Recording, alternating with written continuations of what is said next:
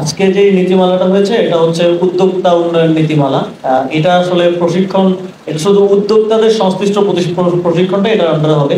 এর বাইরে আপনি যেটা বলছেন সেটা হচ্ছে আমাদের যুব উন্নয়ন অধিদপ্তরের যে প্রশিক্ষণগুলো হয়, অনেকে শুধু ওই যে একটা ডেলি অ্যালাউন্সের জন্য হয়তো ইয়াতে যায়।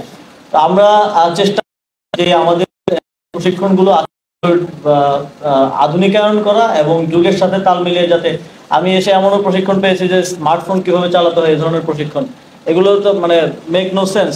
তো আমরা যুগের সাথে তাল মিলিয়ে আমাদের প্রশিক্ষণগুলোকেও আরো ডেভেলপ করার চেষ্টা করছি, কারিকুলামগুলো ডেভেলপ করছি।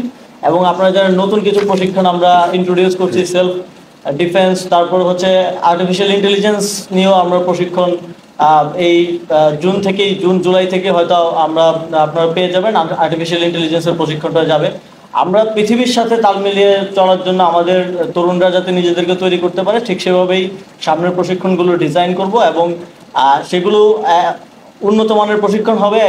যেটা হয় সাধারণত স্কিল ডেভেলপ করার জন্য কেউ সরকারি কোনো প্রতিষ্ঠানে আসে না, কিন্তু আমরা প্রশিক্ষণগুলো এমনভাবে ডেভেলপ করব যে সরকারি প্রতিষ্ঠানেই স্কিল ডেভেলপ করতে সবাই আসবে, বরং ডেলি অ্যালাউন্সের জন্য না, বরং টাকা দিয়েও প্রয়োজন হলে আসবে, এরকম কোয়ালিটি প্রশিক্ষণ আমরা নিশ্চিত করব।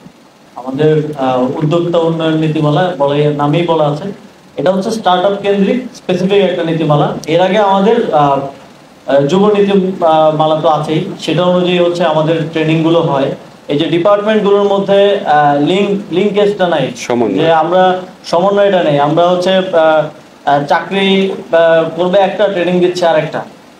ইভেন বিদেশ দেশের বাইরে যাওয়ার জন্য শুধু সার্টিফিকেটটা নিয়ে যায়, আসলে ট্রেনিং কোনো সে পায় না।